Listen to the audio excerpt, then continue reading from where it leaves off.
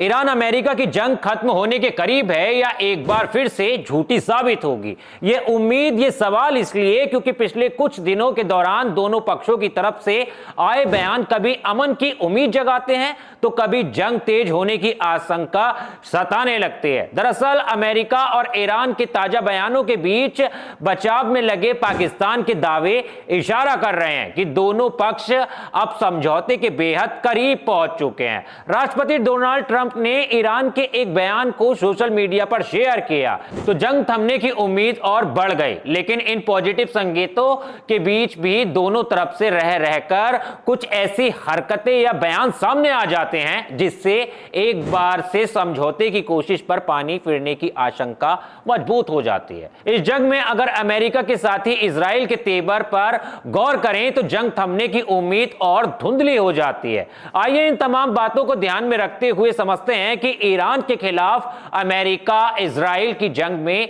क्या ताजा हालात हैं।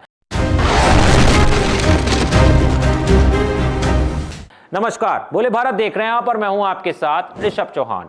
दरअसल पिछले कुछ दिनों में ऐसे कई घटनाक्रम सामने आए हैं जिनसे यह संकेत मिला है कि अमेरिका और ईरान किसी बड़े समझौते के करीब पहुंच सकते हैं। सबसे अहम बयान ईरान के विदेश मंत्री अब्बास अराक्ची का आया है। अराक्ची ने कहा है कि युद्ध खत्म करने के लिए अमेरिका और ईरान के बीच जिस समझौते पर बातचीत चल रही है वो पहले के मुकाबले अब सबसे ज्यादा करीब पहुंच चुका है। उन्होंने मीडिया से भी अपील की है कि अंतिम फैसला होने तक अटकलें लगाने से बचा जाए। दिलचस्प बात यह है कि अमेरिकी राष्ट्रपति डोनाल्ड ट्रंप ने भी अरागची के इस बयान को अपने सोशल मीडिया प्लेटफॉर्म पर शेयर किया है। इससे यह संदेश गया है कि दोनों पक्षों के बीच इस बारे में कहीं ना कहीं तालमेल बन रहा है। इसी बीच जंग में सुलह की कोशिश में लगे पाकिस्तान ने भी बड़ा दावा किया है। पाकिस्तान के प्रधानमंत्री शहबाज शरीफ ने कहा है कि शांति समझौते का अंतिम मसौदा तैयार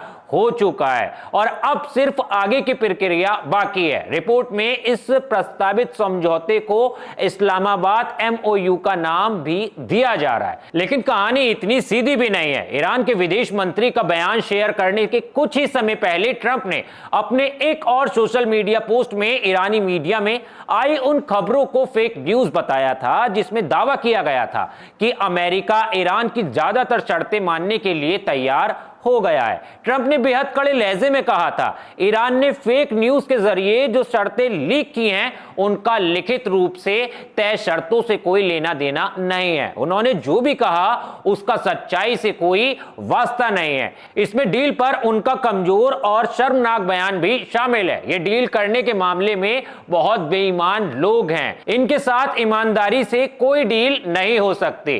ट्रंप जिन लीक हुई खबरों की बात कर रहे हैं उसमें दावा किया गया था कि समझौते की शर्तों में स्ट्रेट ऑफ हॉर्मुज को दोबारा खोलना, ईरान की फ्रीज की गई अरबों डॉलर की संपत्ति को रिलीज करना और परमाणु कार्यक्रम पर नई बातचीत शुरू करना शामिल है। लेकिन ट्रंप ने इन खबरों को गलत बताकर साफ कर दिया कि समझौते की उम्मीद के बीच भी दोनों देशों के बीच आपसी भरोसे की बेहद कमी है। यहां तक कि अब तक कोई भी पक्ष आधिकारिक तौर पर पूरी डील की जानकारी देने को तैयार नहीं है। इसी से जुड़ा सवाल यह है कि अगर अमेरिका और ईरान समझौते के बेहद करीब हैं तो फिर तनाव क्यों बना हुआ है? इसका सबसे बड़ा कारण है इजराइल। इजराइल भले ही ईरान के खिलाफ जंग में अमेरिका का साथी है लेकिन वो सुलह की बातचीत में शामिल नहीं है।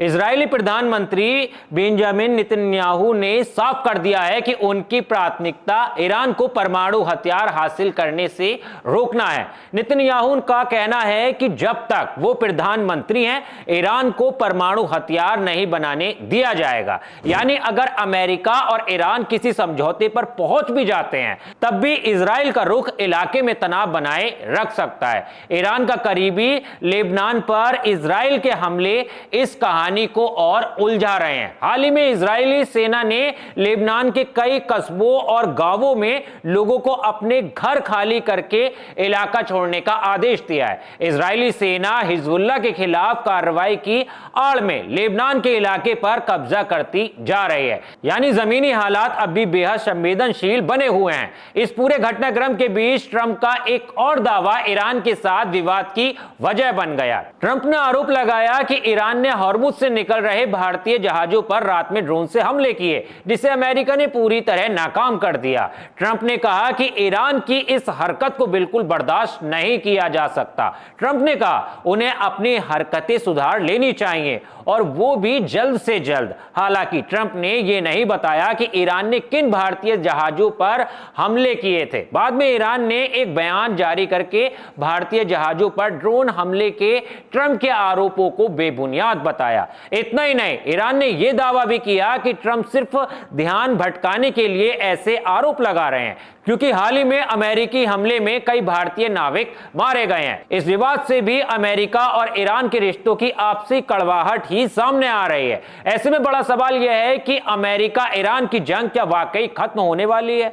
फिलहाल तस्वीरें मिली जुली नजर आ रही हैं। एक तरफ ईरान और अमेरिका के बीच बातचीत आगे बढ़ती दिख रही है और दोनों देशों के नेताओं के बयान उम्मीद जगा रहे हैं। वहीं दूसरी तरफ आपसी अविश्वास, परमाणु कार्यक्रम को लेकर मतभेद और इजराइल का कड़ा रुख इस रास्ते को मुश्किल बना सकता है। यानी अभी इस बारे में कुछ भी कहना जल्दबाजी होगा कि जंग पूरी तरह खत्म होगी या नहीं। इतना जरूर है कि लंबे समय बाद अमन की उम्मीद की किरण इतनी चमकदार दिख रही है कि यह उम्मीद आगे चलकर नई रोशनी बनेगी या एक बार फिर धुंधली पड़ जाएगी। इस पर सारी दुनिया की नजरें बनी हुई हैं। हम भी इस पर नजर बनाए हुए हैं और आपको ताजा अपडेट देते रहेंगे। अगर आपको यह वीडियो पसंद आया हो तो वीडियो को ज्यादा से ज्यादा लाइक और शेयर कीजिएगा। साथ ही साथ अंतर्राष्ट्रीय खबरों को गहराई से समझने के लिए बोले भारत को सब्सक्राइब करना मत भूलिएगा। मिलता हूं आपसे किसी और वीडियो में, तब तक के लिए धन्यवाद।